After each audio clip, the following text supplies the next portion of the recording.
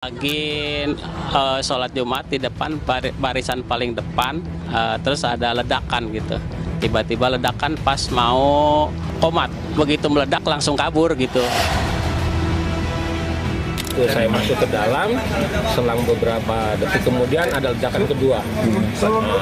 Terus saya langsung bereaksi, yaitu langsung ke penjagaan menginformasikan sama ke Balai Kesehatan untuk memberitahu bahwa ada kejadian di sekolah SMA 72 ini. Astagfirullahaladzim.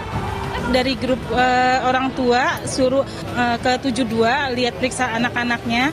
Setelah saya ke sekolah, pada teriak Rifki dibawa ke rumah sakit, Rifki. Nah, dari situ saya langsung menuju ke sini aja.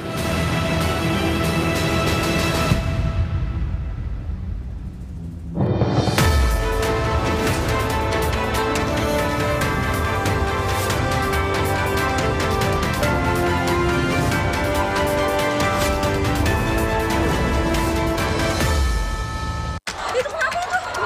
Astagfirullahaladzim. Polisi memeriksa puluhan siswa dan keluarga anak yang berkonflik dengan hukum untuk menguak tabir ledakan di SMA Negeri 72, Jakarta Utara, Jumat pekan lalu. Dari penelusuran, polisi menemukan anak berkonflik hukum atau ABH tidak ada kaitannya dengan jaringan terorisme tertentu. Terungkap ada motif dendam dan ABH terinspirasi tayangan ekstrim yang ditontonnya. Dari awal tahun yang bersangkutan sudah mulai melakukan pencarian ya, ketika perasaan merasa tertindas gitu ya, merasa kesepian, tidak ada harus menyampaikan kepada siapa. Lalu yang bersangkutan juga memiliki motivasi dendam terhadap beberapa perlakuan terhadap yang bersangkutan. Nah, di sini dia mencoba untuk mencari bahkan di situs website bagaimana orang-orang itu meninggal dunia. 2 hari usai ledakan di SMA N72, Presiden memanggil Kapolri dan sejumlah pejabat lain untuk meminta penjelasan penanganan. Mensesnek Prasetyo Hadi menyatakan, Presiden minta pengaruh game online harus dibatasi. Beliau tadi menyampaikan bahwa kita masih juga harus berpikir untuk dan mencoba bagaimana mencari jalan keluar terhadap pengaruh-pengaruh dari game-game online, karena tidak menutup kemungkinan game-game online ini ada beberapa yang di situ ada hal yang kurang baik yang mungkin itu bisa mempengaruhi generasi kita ke depan. Merespon kasus ABH ledakan di SMA 72, pengamat pendidikan menilai pihak sekolah seharusnya mampu mendeteksi perilaku mencurigakan siswa-siswanya sejak dini. Yang tetap harus ada pendeteksian dini ya terhadap anak-anak atau remaja yang terindikasi tanda kutip itu ada perilaku-perilaku yang mencurigakan, ini ada mengenai persoalan kesehatan mentalnya gitu ya. Nah, kalau itu bisa dilakukan, saya kira lebih bisa diantisipasi lebih baik ya. Sebagian siswa SMA N72 yang menjadi korban ledakan masih dirawat di rumah sakit. Kementerian PPWA tengah fokus pada upaya pemulihan. Karena yang dilakukan pendampingan ini bukan hanya sekarang yang sedang sakit, guru, orang tua, dan juga siswa lain yang ada di sekolah itu menurut saya sangat penting dilakukan pendampingan. Pendampingan psikologis ini yang utama bagi kami. Astagfirullahaladzim. Tangan gue gemetar. Anak berkonflik dengan hukum tak semata pelaku tindak pidana anak, namun sekaligus korban dari ketidakpedulian dan kurangnya pengawasan lingkungan. Di sisi lain, ledakan di SMA Negeri 72 bukan kasus kenakalan biasa, sebab ada dugaan ABH melampiaskan dendam lewat penggunaan kekerasan dan target yang diduga terencana.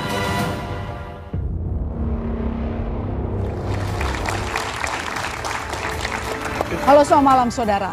Insiden ledakan di SMA Negeri 72 Jakarta Jumat lalu tak sekedar pilu, tapi tragedi yang membelalak mata. Tak hanya puluhan siswa jadi korban, terungkap anak yang berkonflik hukum membawa 7 bom berkekuatan rendah, 4 diantaranya meledak di area sekolah. Muncul tanda tanya, bagaimana bisa siswa SMA seorang diri merancang serangan tertarget menggunakan bom rakitan? Apa benar dendam dan pengaruh konten kekerasan mampu mengubah anak menjadi aktor kekerasan. Lalu bagaimana merehabilitasi anak berkonflik hukum yang dianggap tindakannya bukan kenakalan biasa? Saudara, inilah Bola Liar bersama saya, Masisar Tarigan. Topik malam ini kita bahas dengan sejumlah narasumber. Saya menyapa Pak Reza Indragiri Amril, psikolog forensik, konsultan Yayasan Lentera Anak. Selamat malam, Pak Reza. Saya menyapa Pak Islah Bahrawi, Direktur Eksekutif Jaringan Moderat Indonesia. Selamat malam, Pak Islah. Selamat malam. Saya menyapa juga Pak Suparji Ahmad, Guru Besar Hukum Universitas Al-Azhar Indonesia. Selamat malam, Pak Suparji. Selamat malam Pak Susno Duaji, Kabar Reskrim Polri 2008-2029. Pak Aris Adil Laksono, Komisioner KPAI. Selamat malam. Selamat malam. Ibu Retno Listiarti, Ketua Dewan Pakar Federasi Serikat Guru Indonesia. Selamat malam. Dan di floor saya menyapa Mas Pratama Persada, Chairman Lembaga Riset Keamanan Cyber CISREC. Selamat malam. Dan saya menyapa Pak Andri, orang tua siswa SMA Negeri 72. Selamat datang. Dan melalui Zoom kita akan menyapa ada Pak Oleh Soleh, anggota Komisi 1 DPR RI, fraksi PKB. Selamat malam, Pak Soleh. Waalaikumsalam warahmatullahi wabarakatuh. Kita lanjutkan diskusi kita pertama. Ini bukan berita yang ringan, agak berat, menyakitkan hati.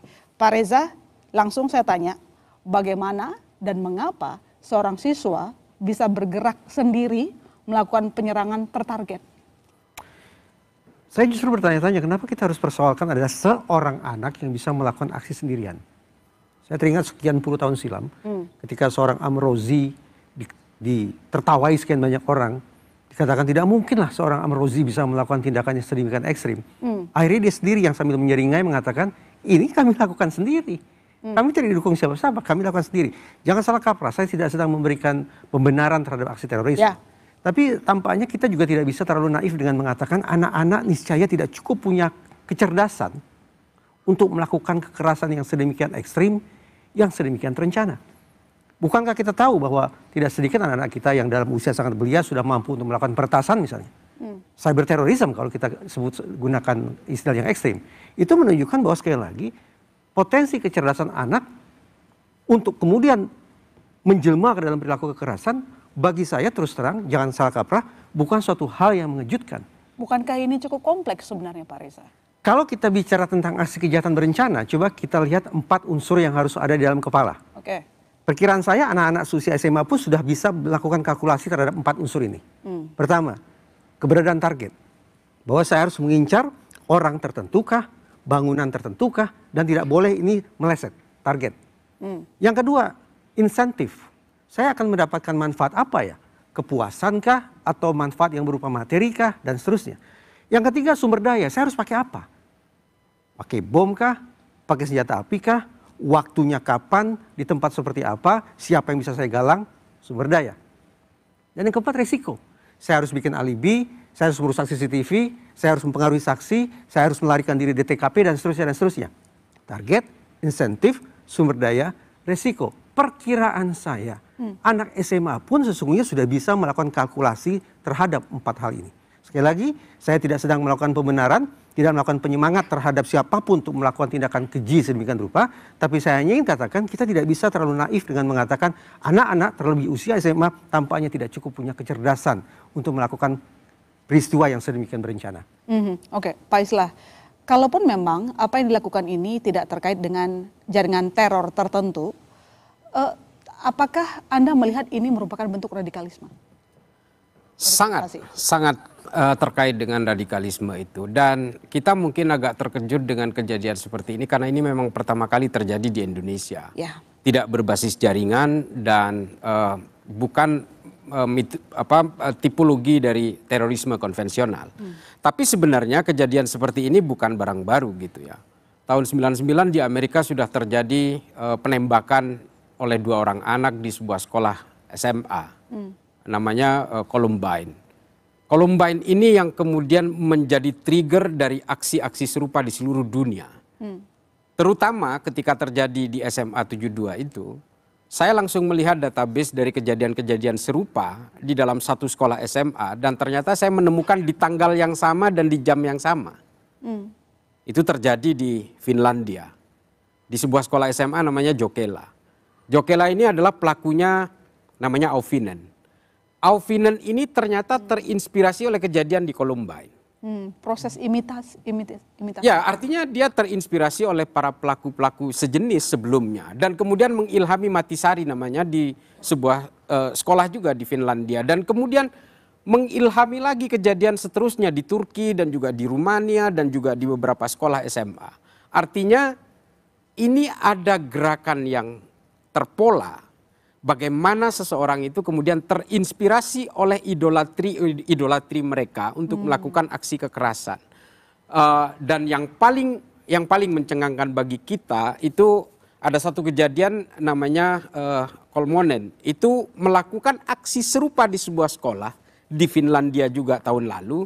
Dan dia terinspirasi oleh aksi yang dilakukan di Christchurch di Selandia Baru yang juga kemudian ditulis namanya Brenton itu di senjata mainan yang dilakukan oleh ABH di SMA 72. Saya mencurigai begini, ini bukanlah sesuatu yang terlalu disebabkan terstimulasi oleh introvert, oleh perundungan dan seterusnya. Saya mencurigai anak ini terjebak dalam satu situs gerakan yang sama, yang dimana biasanya polanya itu begini. Ini adalah kelompok-kelompok pengagum dari aksi-aksi kekerasan yang memiliki idolatri yang sama. Ted Kaczynski, Theodor Adorno, Brenton Tarrant, dan juga Bisone yang pelaku kekerasan yang di Kanada. Dan mereka itu punya satu bejana yang sama, entah itu di deep web atau di salah satu semacam grup komunitas misalnya, dunia maya gitu, internasional di dunia maya. Dan untuk melakukan aksi kekerasan itu mereka diapresiasi. Artinya dia mendapatkan tempat di suatu ruang Hall of Fame-nya mereka. Dan setiap anak itu kemudian terinspirasi untuk melakukan hal yang sama. Dan ini polanya sama semua. Mulai dari apa yang terjadi di Finlandia, terjadi di Turki, terjadi di Amerika, termasuk di Virginia Tech School, dan beberapa sekolah yang kemudian menginspirasi orang lain. Artinya apa? Kelompok ini juga selain menstimulasi kekerasan, dia juga menyajikan tutorial untuk membuat bahan peledak dan seterusnya. Cara mendapatkan senjata dan seterusnya. Kebetulan di Indonesia itu akses terhadap senjata api itu sangat susah, sehingga anak ini berusaha berimprovisasi kekerasannya dengan menggunakan bahan peledak yang low eksplosif. Karena sangat mudah di Indonesia untuk mendapatkan itu secara online. Oke, baik. Pak Pratama, apakah Anda setuju memang ada proses imitasi? Karena yang kita lihat memang Indonesia ini pertama. Tapi kita lihat kan di Amerika Serikat ada. Sejumlah negara sudah kita lihat dengan pola yang sama tadi dijelaskan oleh Pak Islah. Iya, jadi kalau kita melihat saat ini internet, terutama di dark web, kita ini bisa menjadi apa saja, Mbak Ilona. Iya. Maksudnya apa? Maksudnya di dalam dunia ini gitu. Internet itu kan dibagi dua, surface web, kemudian ada deep web dan dark web gitu. Deep web dan dark web itu ada 95% dari seluruh ekosistem internet. Dan di dalamnya itu semuanya ada. Mau beli narkoba ada, mau beli senjata ada. Kemarin sama Mas Dipo kita lagi syuting, saya lihatin, kita mau beli granat aja bisa, cuma $500. Kita beli C4 aja bisa. Kita mau nanam ganja juga diajarin di situ. Artinya apa? Ini nggak terbatas usia kalau menurut saya. Ketika anak mulai terpikir radikal, kemudian dia bisa memiliki akses terhadap dunia ini di dark web ini, dia bisa mendapatkan apa saja. Yang tadi disebutkan bahwa untuk bikin bahan peledak itu gampang sekali. Ada manualnya, berapa gram bahan ini, berapa gram bahan ini, dan itu bisa didapatkan di toko-toko yang ada di Indonesia dan dijual umum. Artinya apa? Memang ini membahayakan begitu. Nah, oleh karena itu menurut saya ini juga bukan kesalahan semata-mata si pelaku gitu. Ini adalah kesalahan kita karena kita tidak bisa memonitor gitu ya keadaan seperti ini gitu. Nah, kemarin kan Polri sudah berhasil mengambil handphonenya, ada laptopnya dan lain-lain begitu. Nah, itu harus diungkap. Karena tadi benar, ini pasti mereka ada komunitas gitu. Dan komunitas ini mungkin ini bukan yang pertama gitu, tapi yang berhasil. Mungkin nanti akan ada anak-anak yang lain yang juga akan melakukan ini. Oleh karena itu memang harus diungkap semuanya gitu. Nah, kalau kita bilang bahwa ini gara-gara game, salah. Bukan gara-gara game. Game itu hanya sebagai vehicle. Game itu hanya sebagai trigger bahwa ketika dia main game, sama-sama senang main game, kemudian ada orang-orang radikal di sana, dia menyamar seolah-olah jadi temannya. Kalau berkomunikasi dia, Mbak. begitu berkomunikasi dalam sistem game itu, nggak hanya di PUBG ya, Roblox pun sekarang orang bisa gitu. Ya. Nah setelah itu mereka bergeser nih Discord gitu, bergeser nih ke Telegram gitu. Yang akhirnya mereka diajak masuk ke dalam komunitas mereka, yang akhirnya apa? Ya mereka diajarin bagaimana cara berbuat kesehatan, kemudian didoktrin dan lain-lain. Jadi mereka sudah pinter, nggak kayak dulu lagi. Kalau dulu kan yang bilang jihad, kita harus jihad. Sekarang udah enggak. Lu sukanya musik apa Jadi gitu, dan lain-lain. menurut Pak Pratama, sekarang kita tengah kecolongan. Siapa yang pertama kecolongan? Kalau menurut saya, kalau dibilang kecolongan pada nggak mau nih, intelijen dibilang kecolongan juga nggak mau nih, aparat kepolisian dibilang kecolongan nggak mau nih gitu. Kita bilang salah mendapatkan informasi gitu, atau kurang mendapatkan informasi. Karena emang kalau kerjanya benar gitu ya, sebenarnya hal-hal seperti ini tuh nggak terlalu susah untuk dimonitor gitu. Komdigi punya alat AIS, dia bisa melakukan crawling semua informasi-informasi yang ada. Polri punya patroli cyber yang harusnya dia punya teknologi untuk mencari grup-grup yang ngomongin masalah radikal. BNPT punya anggaran yang banyak. Ini kan masalah yang menurut saya tidak terlalu susah untuk dihadapi. Termasuk juga Badan Intelijen Negara gitu. Ya kan teknologinya begitu hebatnya.